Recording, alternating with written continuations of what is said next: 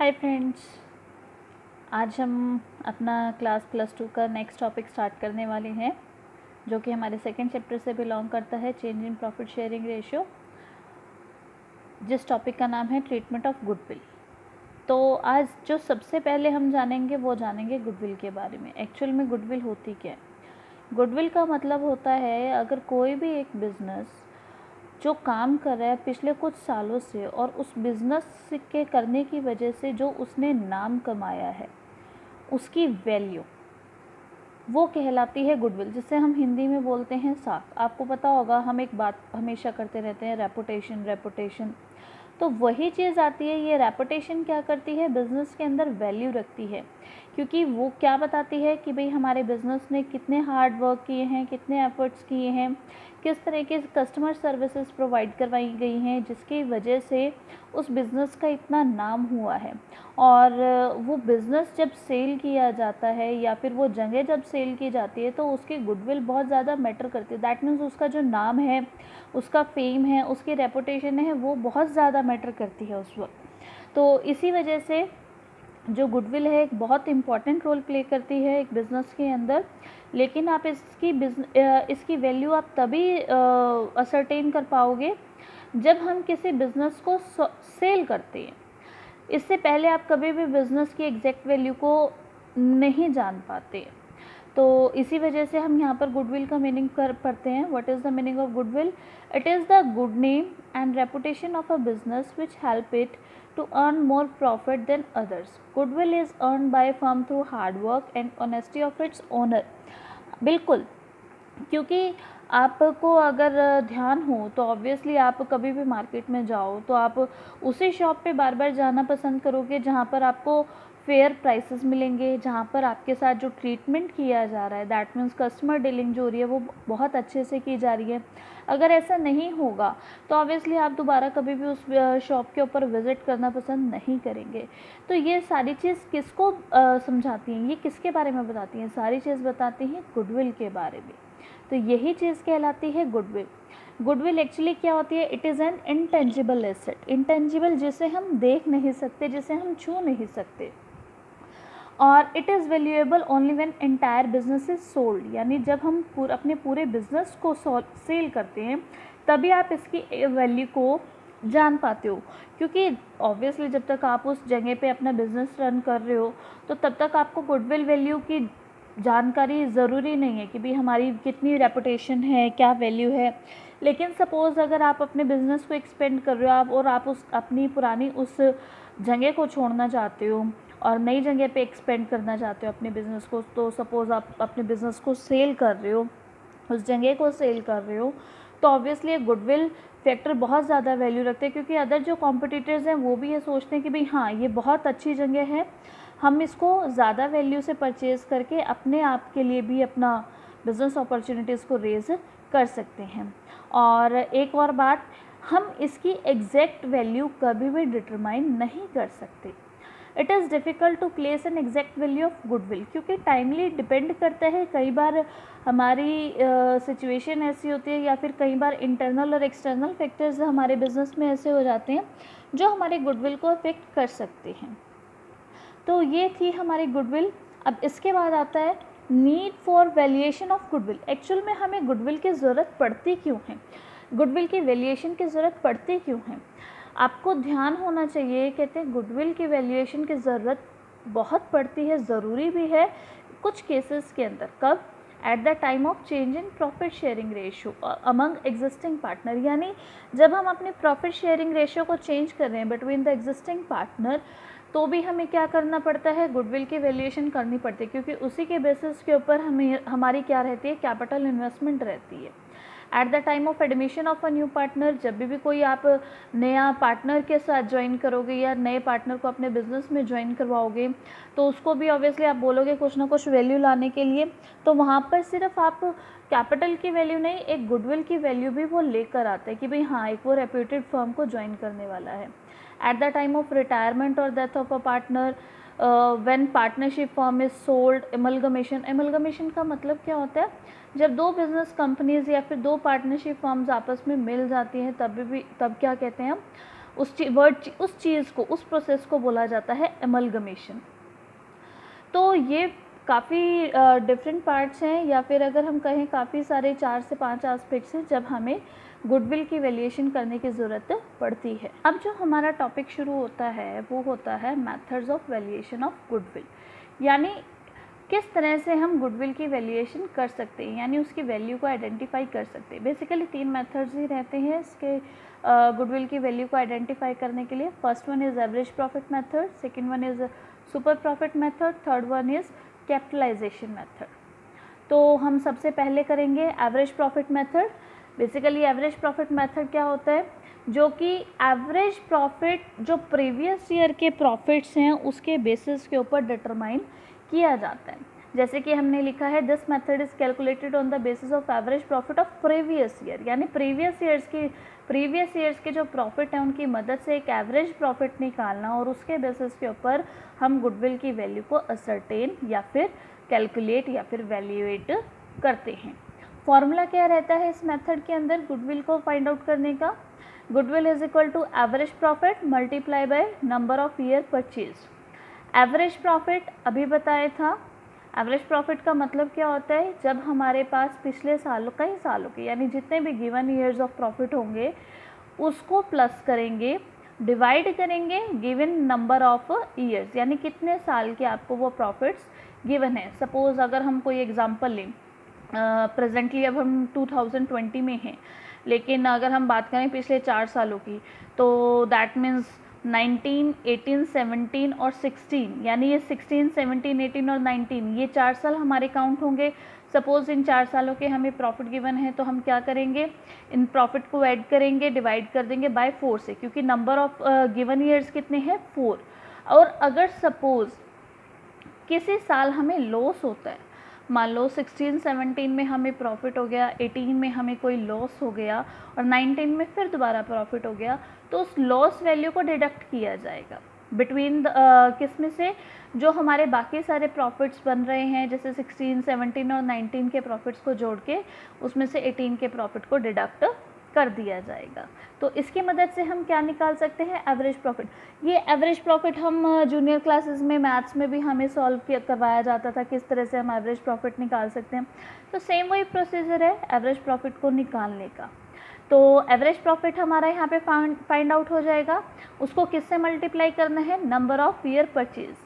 तो एक बात ध्यान में अगर हम रखें, नंबर ऑफ ईयर परचेज का मतलब क्या होता है, it refers to a specific number of years for which the business will earn same amount of profit because of its past efforts।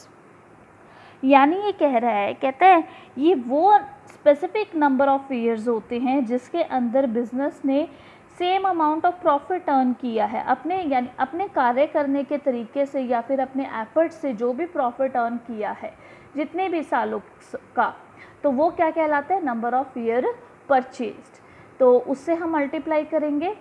एक बात ध्यान में रखना, वाइल कैलकुलेटिंग एवरेज प्रॉफिट, जो टोटल ईयर ऑफ प्रॉफिट, जो अलग अलग साल के हमें प्रॉफिट गिवन होंगे, उसमें एक बात हमेशा हमें ध्यान में रखनी है कि भाई जब हम एक्चुअल प्रॉफिट यानी एवरेज प्रॉफिट निकाल रहे होंगे हर साल से, जैसे सपोज़ 18 है या 16, 17 कोई भी अगर हम ईयर लें, तो उसमें से हमें डिडक्ट करना है एबनॉर्मल गेन। सपोज़ 2017 में कोई एबनॉर्मल गेन हुआ, एबनॉर्मल गेन कौन से होते हैं, जो जस्ट ऐसे हो जाते हैं। सपोज़ मैंने कोई लॉटरी विन की, तो लॉटरी को जीतना एक एबनॉर्मल गेन ही कहलाता है। तो उस एबनॉर्मल गेन को या नॉन बिजनेस इनकम्स को हम क्या करते हैं, डिडक्ट करेंगे उस साल के प्रॉफिट में से और ऐड करेंगे एबनॉर्मल लॉस को, क्योंकि वो एबनॉर्मल लॉस हम कभी सोच कर नहीं चलते। जैसे सपोज़ आपके स्टोर में मटेरियल रखा था, रॉ मटेरियल रखा था, अचानक आग लग गई, तो ये क्या है, एक एबनॉर्मल लॉस है।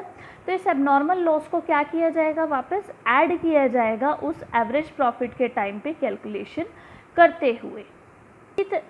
तो इसी तरह से हम जब एवरेज प्रॉफिट को फाइंड आउट करेंगे तो इन बातों का ध्यान रखना है। अगर हमें एडजस्टमेंट में कहीं एबनॉर्मल गेन या इनकम्स या फिर एबनॉर्मल लॉसेस के बारे में कोई इन्फॉर्मेशन गिवन हो, तो उनको हम गेन्स को हम माइनस करेंगे और लॉसेस को प्लस करेंगे। अब हमारे पास सेकेंड मेथड जो है वो है सुपर प्रॉफिट मेथड। बेसिकली सबसे पहले हम जानेंगे सुपर प्रॉफिट होता क्या है। जब कोई हमारा नॉर्मल प्रॉफिट होता है, नॉर्मल प्रॉफिट से जो हम एक्सेस कमाते हैं वो हमारा सुपर कहलाता है। अभी नॉर्मल प्रॉफिट क्या होता है? नॉर्मल प्रॉफिट का मतलब है यानी जितना कॉस्ट लगाया, जितना पैसा खर्च किया और उतना ही कमा लिया, वो कहलाता है हमारा नॉर्मल। ठीक है। और सुपर क्या कहलाता है? उस नॉर्मल से जो लेवल एक्सीड कर जाए। सपोज मैंने 100 रुपीज़ कहीं इन्वेस्ट किए तो 100 की जगह मुझे 120 इन रिटर्न मिला, तो जो 20 इन एक्सेस मिला है वो क्या कहलाता है? मेरा सुपर प्रॉफिट। तो इसी के बेसिस के ऊपर हम किसकी वैल्यू फाइंड आउट करेंगे? गुडविल की वैल्यू। तो गुडविल की वैल्यू फाइंड आउट करने के लिए क्या फॉर्मूला है हमारे पास? Goodwill is equal to super profit into में number of year purchase. Number of year purchase मैं आपको पहले भी बता चुकी हूँ कैसे कैलकुलेट करना है प्रीवियस मेथड के अंदर। अब यहाँ पे हम कैलकुलेट करना सीखेंगे सुपर प्रॉफिट। सुपर प्रॉफिट कैसे निकालते हैं? सुपर प्रॉफिट कैलकुलेट करने का मेथड है एवरेज प्रॉफिट माइनस में नॉर्मल। बच्चे एक बात ध्यान में रखना, हमारे पास जो ये 3 मेथड हैं कैलकुलेशन के, ये आपस में अपने आप को रिपीट करते रहते हैं। दैट मीन्स कहीं पर किसी चीज़ की किसी मेथड का कोई पार्ट हमने उठाकर यूज़ किया है, कहीं पर किसी दूसरे मेथड का कोई पार्ट यूज़ किया है। इसी तरह से जैसे हमारे पास एवरेज प्रॉफिट मेथड था, जो हमारा फर्स्ट मेथड था, उसके अंदर हमारा फॉर्मूला था एवरेज प्रॉफिट इनटू में नंबर ऑफ ईयर परचेज। तो एवरेज प्रॉफिट हमने कैलकुलेट करना सीखा था।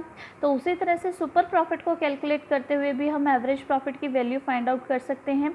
अब प्रॉब्लम कहाँ आई है फाइंड आउट करने में? नॉर्मल प्रॉफिट को। नॉर्मल प्रॉफिट हम कैसे फाइंड आउट करेंगे? Normal profit is equal to capital employed into में normal rate of return divided by 100। अब ठीक है, ये सारी चीज़ दे रखी है। सबसे पहले हम जानेंगे कैपिटल एम्प्लॉयड का मतलब क्या होता है। कैपिटल एम्प्लॉयड का मतलब होता है दैट मीन्स वो कैपिटल जो हमने अपनी बिजनेस में इन्वेस्ट की है। एक बात ज़रूर गौर करना, अपनी जो हमने इन्वेस्ट की है, दूसरों की नहीं। दूसरों का इन द सेंस यहाँ पर एक्सटर्नल लाइबिलिटीज़ आती है, और वो एक्सटर्नल लाइबिलिटीज़ कौन से बेसिस के लिए जाती है? जो करंट बेसिस पे लेते हैं, या फिर हम बोलते हैं शॉर्ट टर्म पीरियड की जो रहती हैं। तो कैपिटल एम्प्लॉयड का मतलब क्या होता है? यानी जो कैपिटल इन्वेस्ट की गई है वो क्या कहलाती है? हमारी capital employed. Capital employed into में नॉर्मल रेट ऑफ रिटर्न। अब नॉर्मल रेट ऑफ रिटर्न का मतलब क्या होता है? कहते हैं नॉर्मल रेट ऑफ रिटर्न का मतलब होता है कि भाई एटलीस्ट आपको इतना रिटर्न तो मिलेगा। सपोज 10% बोला गया है कि भाई आपकी जितनी इन्वेस्टमेंट होगी उसके ऊपर आपको 10% रिटर्न दिया जाएगा, यानी 10% आपको इन रिटर्न मिलेगा। यानी सपोज अगर आपने 1 लाख इन्वेस्ट किया है और उसके ऊपर 10% है, तो दैट मीन्स 10,000, यानी 1,10,000 आपको इन रिटर्न में मिल जाएगा। तो वो क्या कहलाता है? हमारा नॉर्मल रेट ऑफ रिटर्न, जो कि गिवन होगा बाय 100। ये परसेंट का लगता है हमारे पास।